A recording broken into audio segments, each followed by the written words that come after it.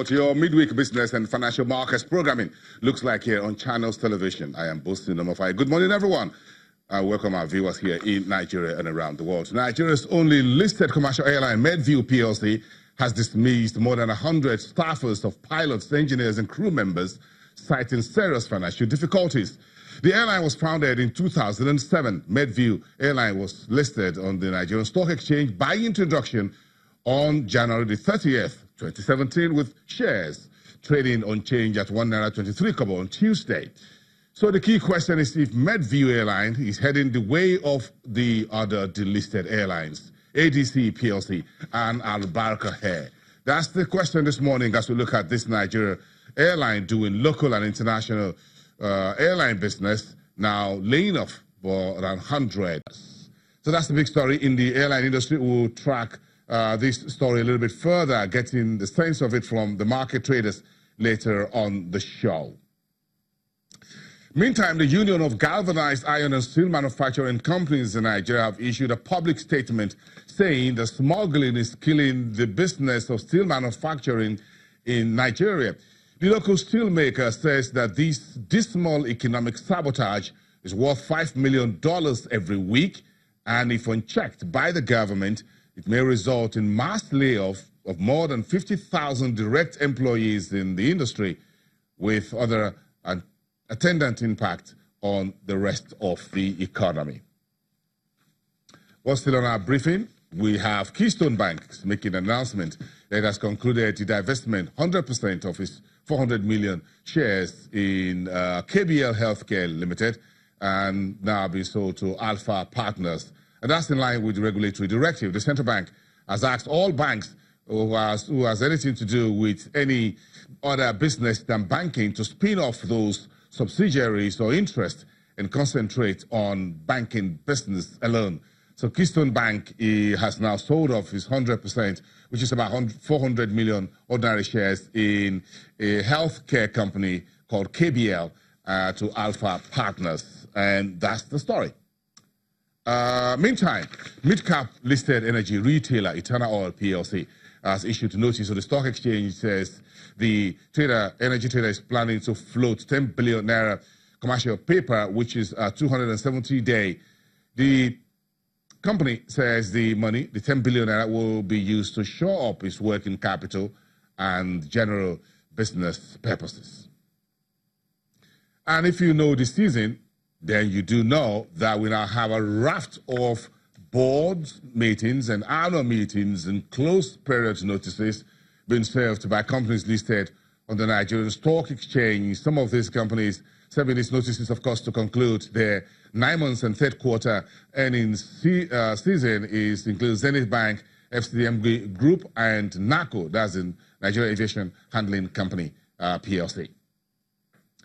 And still about the state of the Nigerian economy, the new IMF report, which was released in Bali, Indonesia on Tuesday, says Nigeria's economy is in poor condition, and the IMF sees country's GDP at 1.9% this year will be slightly better, 2.3% in 2019, with inflation heading higher to 13.5% next year.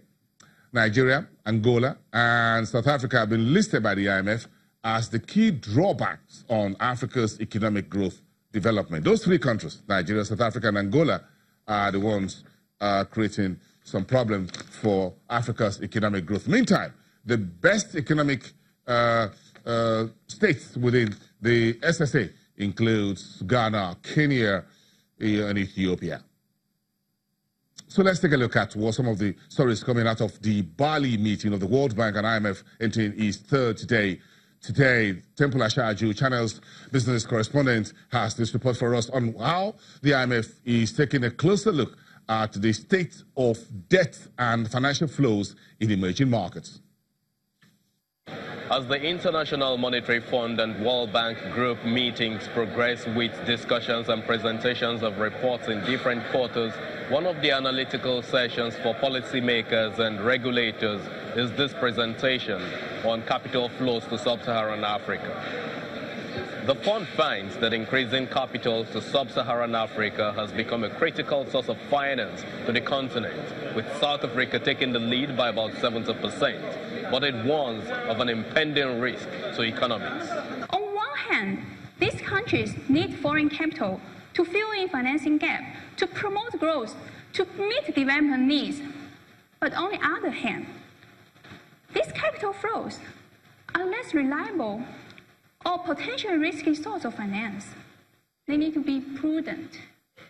They need to balance the potential risks and the benefits of capital flows. At the presentation of the Financial Stability Report on Wednesday, the IMF notes that global financial systems are stronger now, but the system remains untested. It remains crucial to strengthen the resilience of the financial system by addressing financial vulnerabilities.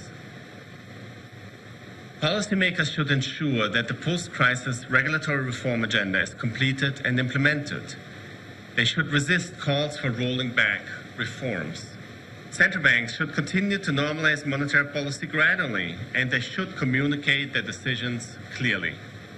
On the case with Nigeria, the IMF explains that current pressures are due to the hike in interest rates by U.S. Fed, but has this mitigant as an offer. In terms of FX interventions, of course, FX interventions might make sense in certain circumstances, but then, one has to consider how exchange rate is valued relative to fundamentals, what is the level of reserves, whether there may be other policy tools that might be more appropriate in country-specific circumstances, and so on and so forth. The point of those reports is that international borrowings have to be balanced with stability objectives, as member countries are advised to be sure of their level of borrowing sustainability in the long run. From Bali, Indonesia, Temple Ashaju, Channels Television News. Of course, we'll be hearing from Temple all through this week for the week-long meeting of the World Bank and the IMF.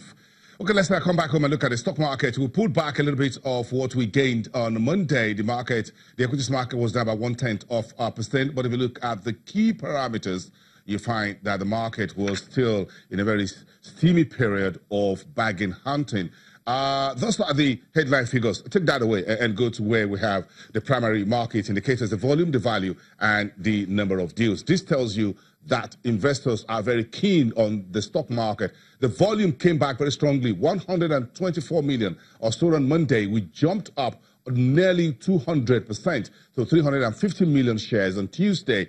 Value almost higher, also higher, by about 10% over the Monday peg figure. Then you look at the number of transactions. We had a few hundred to top up the total transactions. So that tells you that the market, investors are coming back into the equities market, even though they're still doing a bit of a cherry picking in terms of where they want to put in their funds and perhaps make some gains. So that takes you to the 5 main sectors of the market. So some sectors will track every day for you.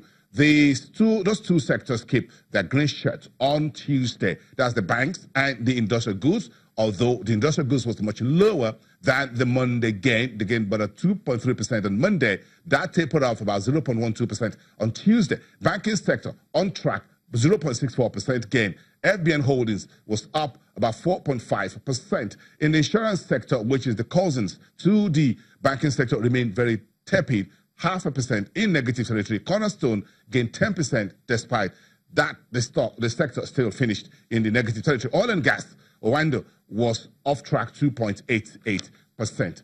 Let's get a bit of a sense of the equities market and what to expect moving forward. And we have two main stories in the news this morning. The Medview Airlines is flying in trouble, where they sacked about 100 plus pilots and engineers and cabin crews, citing financial difficulties.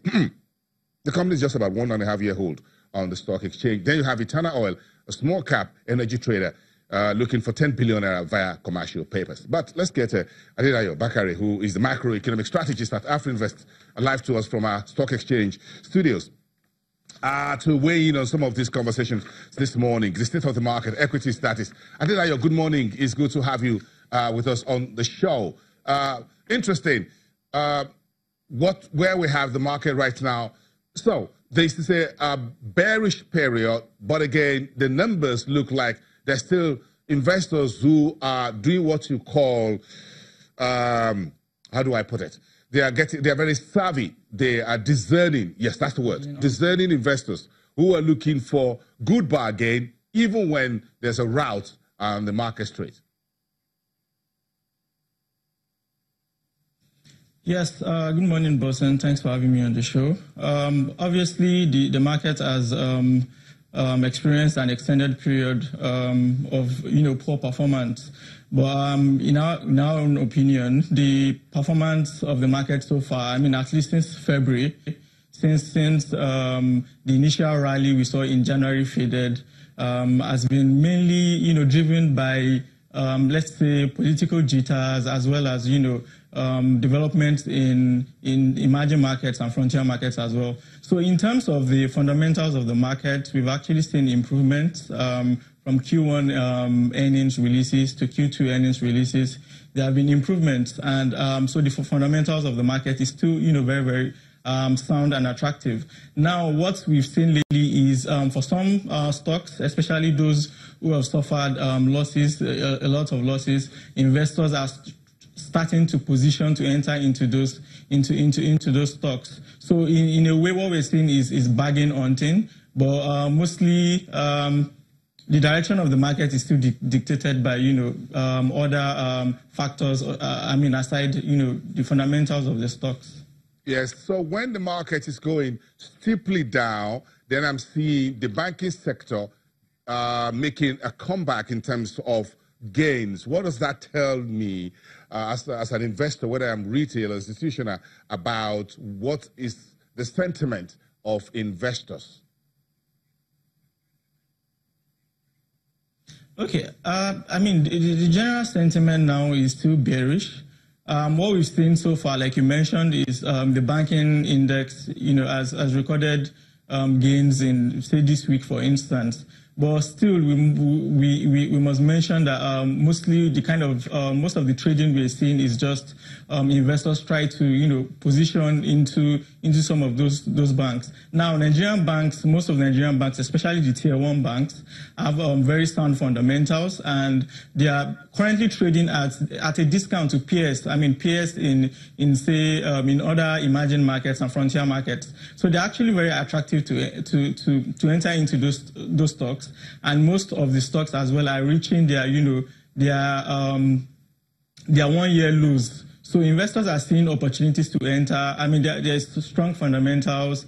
There's a discount in the market. Why not enter into it? So yeah, generally the performance of the economy has affected the market, but the banking sector remains in a position of strength, and investors have taken notice and are positioning in those stocks.